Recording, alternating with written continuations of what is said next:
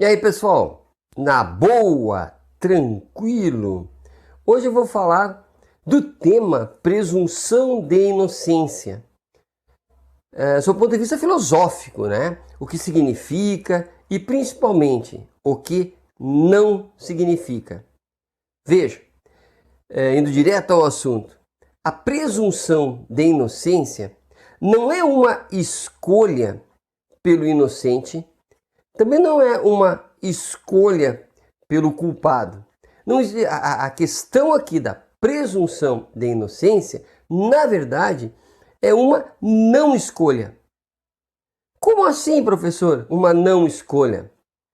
Não escolha no sentido de que antes de um julgamento justo, antes de um julgamento digno, antes de um julgamento equilibrado, cuidadoso, nós não podemos dizer da inocência ou da culpabilidade do sujeito. O Estado não pode adotar um lado e depois confirmar esse lado. Ele não pode dizer que a pessoa é inocente antes de se confirmar. Não pode dizer que a pessoa é culpada antes de uma confirmação. Claro que, na dúvida, que seja a pessoa inocente. Então, em tese, o Estado não pode prever se a pessoa é inocente. Entretanto, na via das dúvidas, ela é inocente. Da onde vem este princípio na dúvida pró-réu? Vem da história civilizatória, da história dos conflitos e principalmente da história das injustiças praticadas em relação às pessoas que eram indicadas como provocadoras de algum dano, de algum mal, né? E eram culpabilizadas por mera opinião.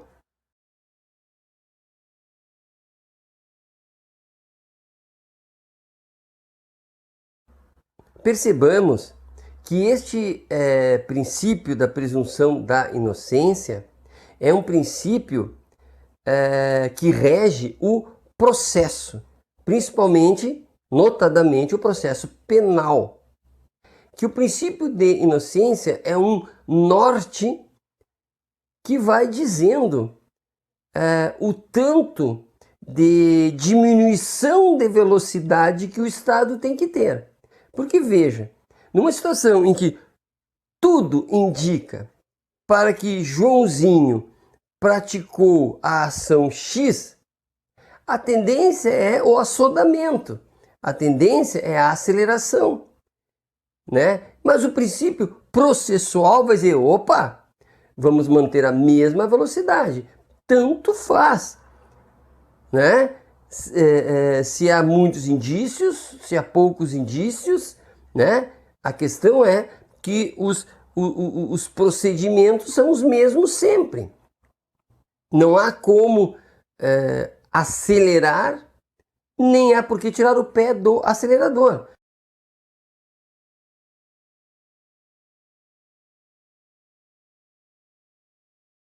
E sempre eu pego a Constituição Federal, porque ela que é o norte de tudo, né? de todas as normas infraconstitucionais.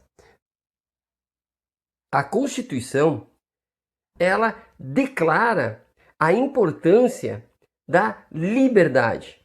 Liberdade, dignidade, liberdade, vida, enfim, ela gira em torno da liberdade. Mas ela não fala explicitamente em inocência. O que ela prevê é que a pessoa não pode ser condenada, não pode perder a liberdade que está prevista, nem pode perder seus bens sem um julgamento digno, como eu disse antes, ponderado, tranquilo, legal, justo. Percebe? A preocupação é com algo que interfira nessa inocência que é quase que óbvia, né?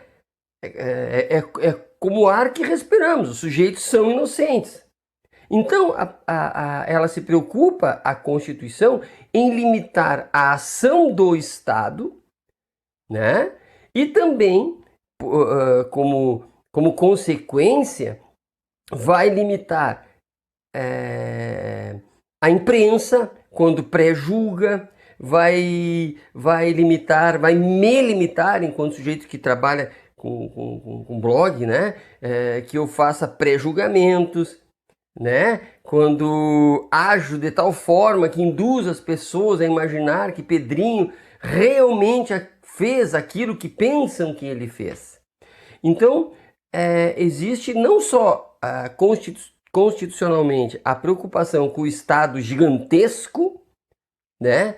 Poderoso, que pode esmagar as pessoas, lembrando aqui Hobbes, né? Leviatã de Hobbes, tanto quanto protege indivíduos, grupos, contra uma sociedade que adora encontrar culpados de qualquer coisa.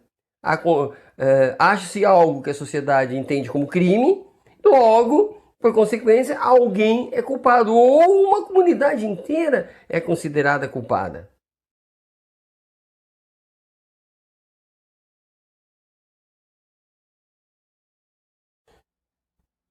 Percebamos que os sujeitos, as pessoas extremadas, elas, assim como não simpatizam com os direitos humanos, elas dizem que a presunção de inocência, ela existe preferencialmente para salvar o culpado, né? Pensam, dizem que essa presunção de inocência beneficia bandidos.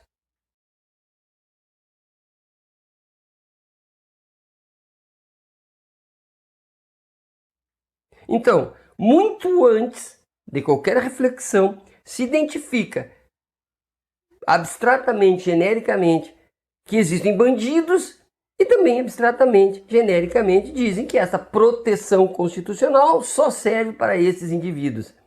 Sendo que, na medida em que se pergunta a esses sujeitos extremados quem são os bandidos, quem são os que se beneficiam, em que circunstâncias, né, fica difícil. Alguns dirão, mas tu não vês, professor, que há muito bandido sendo solto, né? Sem que eles percebam que a prisão cautelar ou prisão preventiva, aquelas prisões que ocorrem antes do processo, elas são excepcionais e não afetam a presunção de inocência porque elas são processuais, ou seja, durante o processo é preciso determinados cuidados, e então algumas pessoas podem ser conduzidas coercitivamente, algumas pessoas podem ter que ficar recolhidas por algum tempo, né? Mas não são consideradas culpadas, é diferente da prisão por condenação, percebe? Então não é que pessoas sejam soltas com extrema facilidade, é que a prisão é exceção. Só depois que o Estado e, portanto, a sociedade se manifesta através do Estado e o Estado existe em função da sociedade, consigam achar elementos comprobatórios, né, suficientes e irrefutáveis de que Pedrinho realmente fez aquilo que disseram que ele fez. Isso demanda tempo e cuidados, e que só será realmente reduzida a sua liberdade ou eliminada a sua liberdade como um efeito residual, no sentido de que todas as defesas, ou seja, todos os movimentos para mantê-lo fora das grades, não atingiram sucesso. Só depois que tudo que foi feito para que o cidadão, a pessoa, esteja livre, que se mantenha inocente, portanto, quando acabou, não há mais o que fazer, aí é o momento de, não havendo o que fazer, essa pessoa perde a sua liberdade, porque mereceu perder essa liberdade. Em tese, que se o Estado disse Pedro vai perder a liberdade por 4 anos, 5 anos, 6 anos, 8 anos, é porque ele mereceu. Ele se esforçou para chegar lá. Pelo menos, se todo o ritual foi feito, podemos deduzir que ele foi justo, né? Espero que não só na forma, mas também no conteúdo, né? Todos os procedimentos foram feitos, bem feitos, com dignidade, enfim. Então, se ele está lá naquela prisão, lá merecia estar e, portanto, eu posso continuar confiando no Estado. Percebam que essa inocência presumida é o que garante a minha confiança no Estado, que me garante a confiança na justiça. Caso contrário, eu teria que temer a justiça. Eu precisaria se existe uma autoridade do lado de cá, eu teria que fugir para o lado de lá, se presumivelmente eu fosse culpado.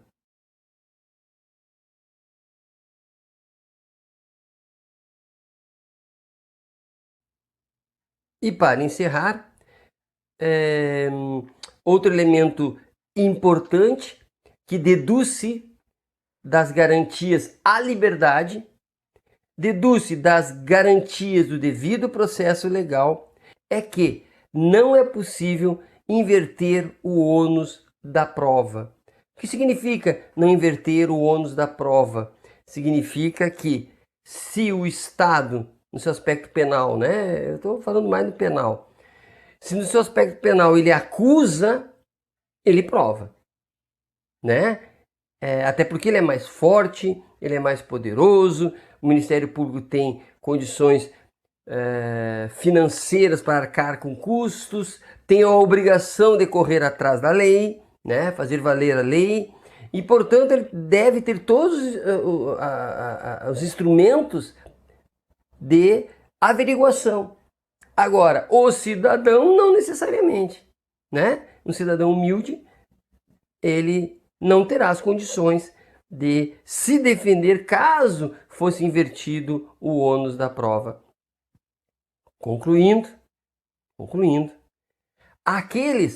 para aqueles que dizem que dizer que alguém é inocente, primeiramente dizer que alguém é inocente beneficia bandidos, eu tenho que dizer, infelizmente, que essa pessoa ignora e quer continuar ignorando toda a história dos erros judiciais, das perseguições, perseguições estatais e perseguições sociais às minorias, perseguições a etnias, perseguições simplesmente pelas fake news, enfim, para que não haja perseguições ou para que as perseguições não tenham sucesso, seja lá da onde vai, da onde vem, né? É preciso ter plena confiança que todo cidadão, seja ele quem for,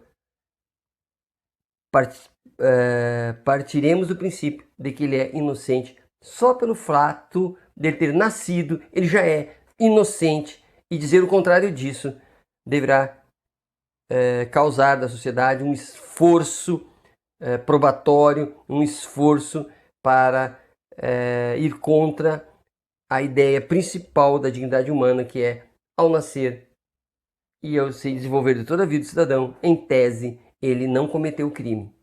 Ok? Abraço e até a próxima.